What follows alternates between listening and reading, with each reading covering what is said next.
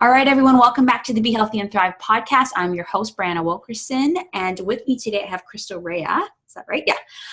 And who is a holistic anxiety coach that helps women heal their anxiety naturally. So I am so excited that she's here today to talk about stress and anxiety, which are things we all struggle with, but there's so much more behind it, and it can be very serious, and we just kind of don't talk about it. So I'm really excited to have that conversation with you today. So thank you so much for joining us. Thank you for having me on. I'm so excited to be here and to have this conversation with you. And just to let you guys know a little bit more about my beliefs, I have been on a 10 plus year journey figuring out how to heal my body and my anxiety. And what I've learned is that food, managing our feelings, and fitness are really the three things that help us conquer anxiety. Yeah, I agree. Definitely sorry, I was muted myself just because it clickies.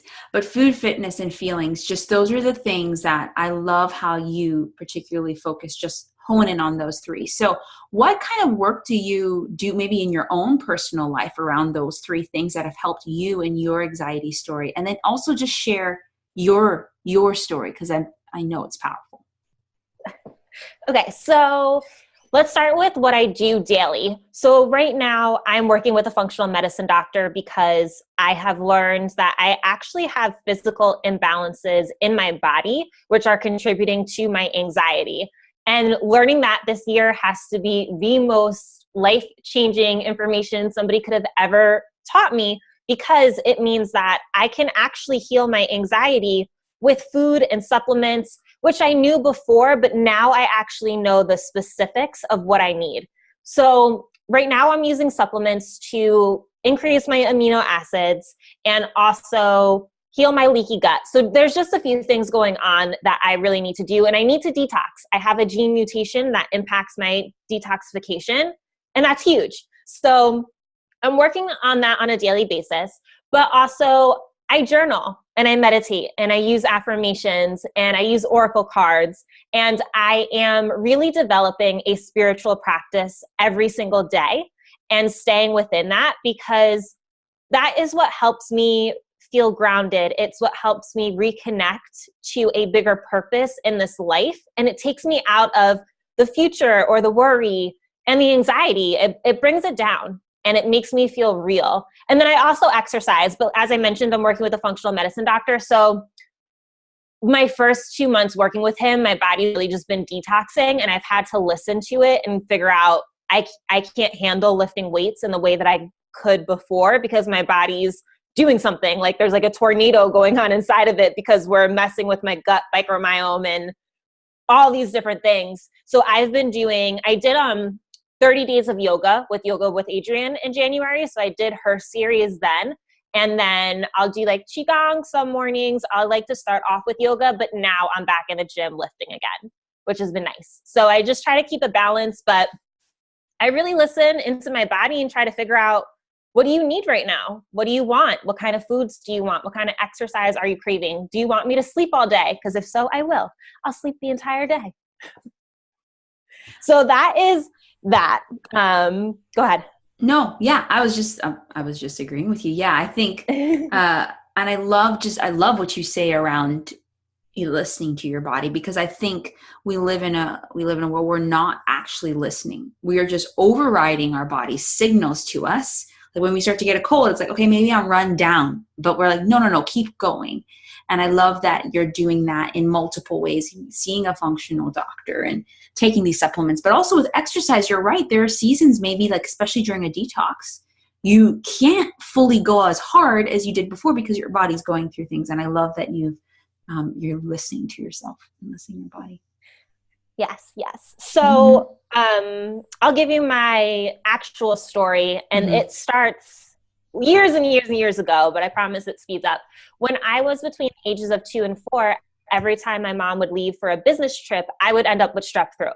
So I had a real experience of my emotional body impacting my physical health at 2 years old. And so I had 14 rounds of antibiotics by the time I was 4.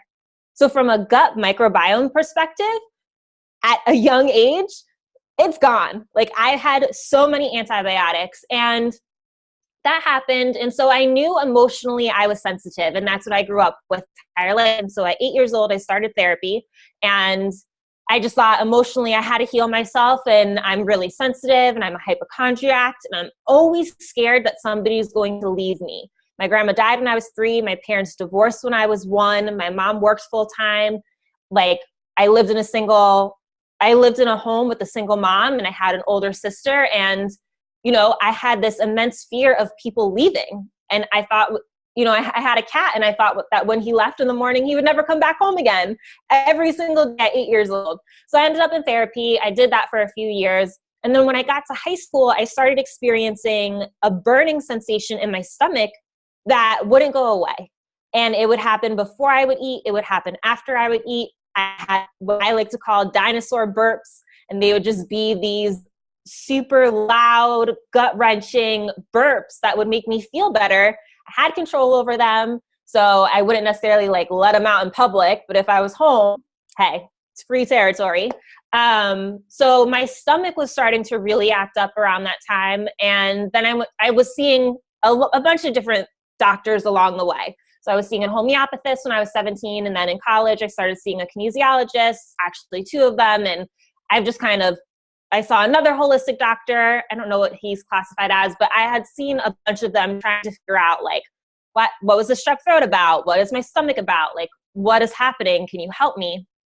And in 2012, I went to Bolivia. In 2011, I got sick, and I ended up getting panic attacks.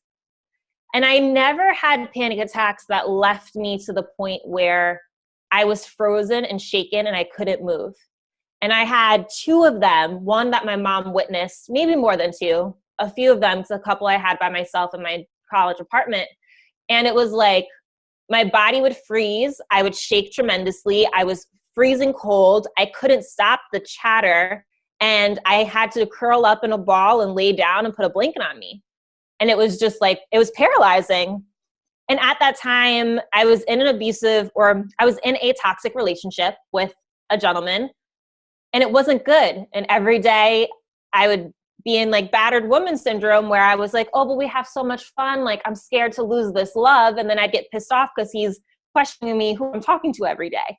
And I had these 2 extremes, and my fears were increasing more and more and more, to the point where I could no longer plan what I wanted to do in the future. I no longer wanted to hang out with friends or socialize. I was literally scared about all these different things. And mind you, it's senior year of college. I'm scared about graduating and going into the real world and having to get a job and having to move back home with my family and all these other things. So I was very stressed and very anxious all the time. I stopped eating. I probably weighed 105 pounds.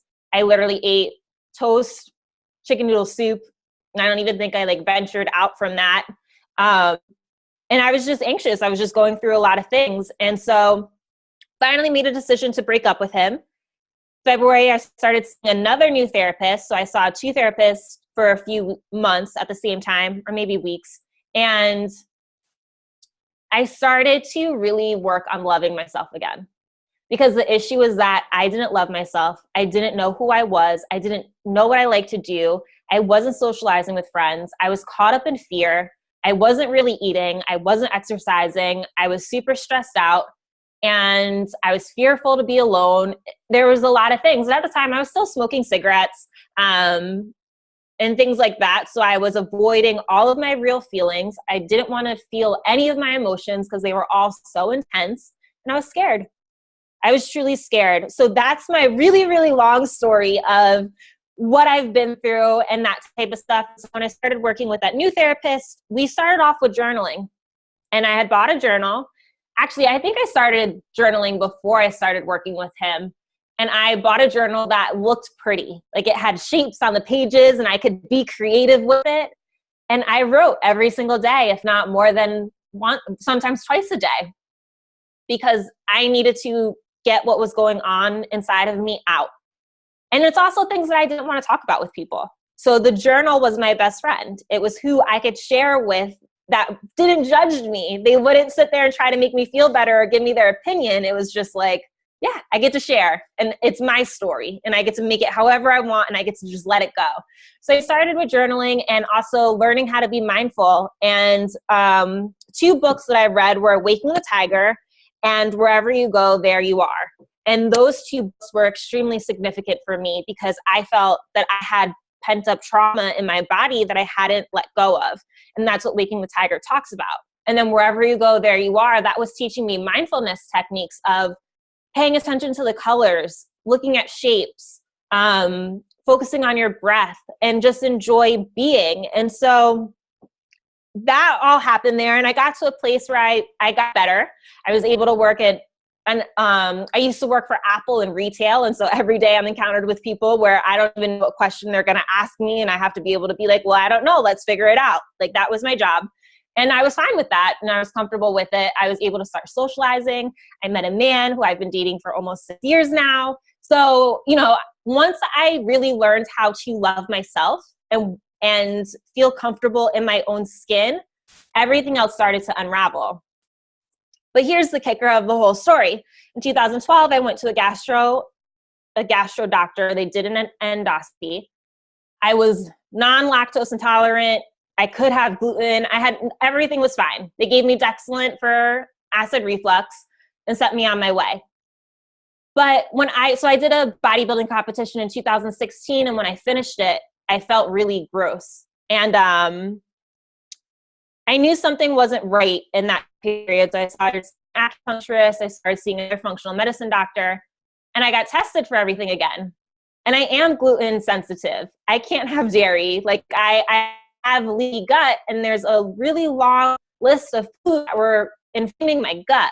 And so with that doctor, I quit everything for a year. And then this past December, I started eating dairy again and some gluten. And I totally caused a flare up in my own stomach. And I can't eat salads. When I eat a salad, my stomach is like, it hurts. My body can't break it down. It's very, very painful. So that's when I decided to see a new functional medicine doctor. And the reality is that the foods I'm eating are making me feel worse sometimes, and I can't have them. And I know that. So this time around, he's not making me do a crazy limited diet because I've cut out so many foods for so long anyway. But I'm learning that my anxiety, because of bringing this full circle, because my amino acids are so low, my anxiety is truly physical as well as emotional, but it's really physical. So we're working on healing that aspect. So that was a really long story. So thank you. No, thank you for sharing. And I think I love that you just shared that. It's a decade long of story, right? That you saw so many people, and it took you a while to get to the point where really recognizing what actually is happening with me.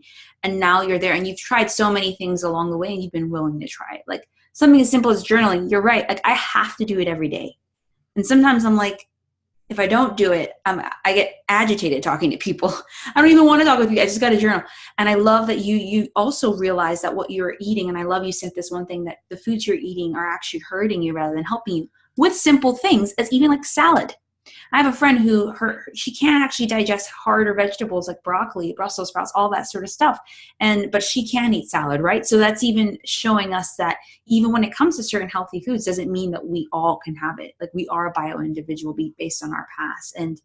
And you really just set the story up so beautifully of just really recognizing was from the moment where your mom would leave you, you would get sick because deep down you felt, so is she going to come back? Like, why does it always feel this way? And so I think your story in itself can really just let people know, hey, I'm not alone. And you've tried so many things, and you've come to a place where you could even help people say, you need to just try this because this is exactly what happened to me in this case. And this is what I did. Versus maybe like for you, you've had to kind of go all over the place, which maybe sometimes people have to do, right. But you're like definitely experienced in going through all this. So tell us then what you went to Integrative Nutrition as well. The school is, but what kind of things do you do with your clients? Do you hope to do with your clients? Just, I know you were talking about food, feelings, and fitness. What are some of the things you want to guide people through in that? Yeah. So I want to help people not have to have a journey like mine. My journey was so long, so frustrating, going through all different hoops. And now I know things like your amino acids, the gene mutation, leaky gut, things like that, candida, whatever it might be that can be having an impact. And I may suggest, hey, when you go to your doctor next time, ask them to do an amino acid and talk to them about that, right? Or ask them to check your B12. Because if your B12 is under 400, you're typically more prone to having neurological issues like depression and anxiety. So there's certain things that I now know to look out for from a physical perspective. But with my clients, what I like to do is I like to explore how they're eating, what they're eating, how often they're eating, as well as how they're eating, how often they're eating, as well as what types of foods work for them and what they're craving. Like I don't have a diet that I give to anybody. I ask them to do a food journal with me so I can figure out what are they doing, and then I could fill in the missing pieces, and I could say, okay, we need to add in more water to your diet. We need to add in more vegetables. We need to add in more fruit. And I never want to sit here to restrict anybody and say, no, you can no longer have this food, because I know what it's like when somebody tells me I can't eat anything. From an emotional perspective, it messes me up. And emotionally, I can't handle it. But if you're going to come to me and you're going to say, Crystal, I can't handle eating dairy, I'm going to say to you, we should never have dairy ever again. Like if you know that that impacts you, then that's the reality. So I help people try to experiment if they're open to it and if they want to know what foods are impacting them. I hold their hand and guide them through an elimination diet if that's something that they choose to do. If not, we just focus on adding in the more foods. So that's the first aspect of it. The second aspect of it is that if anybody's interested in learning how to work out in a gym, I create a 12-week gym workout program where you start lifting weights. If not, I'll tell you how to exercise in other ways, and we get you on a consistent exercise routine. So I figure that out with them because exercise is essential. And then I teach you mindfulness techniques. I teach you breathing techniques, grounding techniques. I teach you how to learn to listen to your thoughts. And that is the biggest thing that matters. You have to be aware of what you're thinking. Once you're aware of what you're thinking, you can make a change in what you want to think. And what you think impacts how you feel, and it impacts what you believe. So we need to create the awareness first and have you really learn what that means. And then we can figure out other things. I mean, I also teach breathing exercises. We could do different yoga breathing exercises, or like there's the one for addiction, the Satanama one, I believe. Don't hold me to that. So I look at all three aspects. I typically it depends on what my client wants. Right now I have a client who's really interested in feeling better around the anxiety. So we're starting off with mindfulness, but I'm still adding in water. I'm like, yes, we need to work on the mind first, but I need you to drink water too, because I know what it means when you don't have enough water in your body. I know what that feels like, and that's essential. So I like to break it up into 2 or 3 goals every 2 weeks, bite-sized. Make it small, make it something that you actually can achieve. And if you want more, we can always add on more, but I want to help people create long-lasting life changes. So it's not like you're working with me for 3 months and you're just sticking to something that I'm giving you. I'm teaching you what you need to look out for in your own life so that after you work with me, you're set up to still create the same type of lifestyle. That's awesome. Yeah, I think I love that. That's kind of that's why I love working with people longer term and in one-on-one. It's just like getting that direct attention and also giving, okay, this is the one step you need to do next time versus like, here's an overhaul. And you're like, I feel so overwhelmed, I'm not going to do anything. No, it's about slow changes, right? You know, it took years for us to create the habits we have now in our mind, mentally and practically. So it's going to take a while to break them down. So love that you kind of have all these different tools that you really help people with food, fitness, and, you know, emotions and mindfulness to kind of really get them down to stress. So, well, thank you so much for joining. Is there any last bit of encouragement that you want to give to people that may be listening and also like, wow, her story resonates with me. I struggle with anxiety. I just want you to know that you're not alone and you're not crazy. I promise you're not crazy. What you're feeling is real. Your feelings are real. honor them, own them, feel them, accept them, let them go. And just know that you have the power to change whenever you decide that you're ready to change. And don't wait until the pain is so great. Start changing sooner because you can. And you deserve to feel better. Everybody deserves to feel better. Yeah. That is what I want to share. You know. Go ahead. Go ahead. No, you go ahead. I wasn't going to say anything else. Go ahead. I was just going to say, yeah. And I just love that you're saying don't wait until the pain is so great, because I think especially women, but sometimes men too, we just like feel like we need to take care of everyone else. And, you know, our time, our investment, our money all needs to go in everyone else. But it's like, we deserve that attention too. And how much more is it going to speak to them if we are like, no, I intentionally need to care for myself. Right. And so love that that's the advice you gave. So where could people find you if they wanted to follow you on social media, your website, all, and learn more about you and what you do? So you can find me at crystalrea.com, AHRYSTLEREA.com. My name is spelled different in every single type of way. And then all my handles are Crystal Rea, so the same spelling. You can find me on Instagram. You can find me on YouTube. I also have a podcast called Kick Anxiety Naturally, and I'm somewhere else. Instagram, YouTube. Oh, and on Facebook. I have a Facebook group called Kick Anxiety Naturally with Food, Feelings, Fitness. So if you'd like a little bit more support, join us in there. But thank you for having me. I'm so excited to have been on here and talk to you and share my story and hopefully help somebody else out there know like you're not alone. Yeah. Yeah. I'm even blessed by listening to the story. So I know people are going to be as well. So yes, guys, thank you so much. Thank you, Crystal, for joining. And thank you guys for listening. And yes, be sure to check the show notes to get all the links to everything that Crystal talked about, and as well as kind of things I have going on around physical health this month, kind of a healthy body challenge. So definitely check that out, and we will talk to you soon and let us know if you have any questions. All right. Thank you.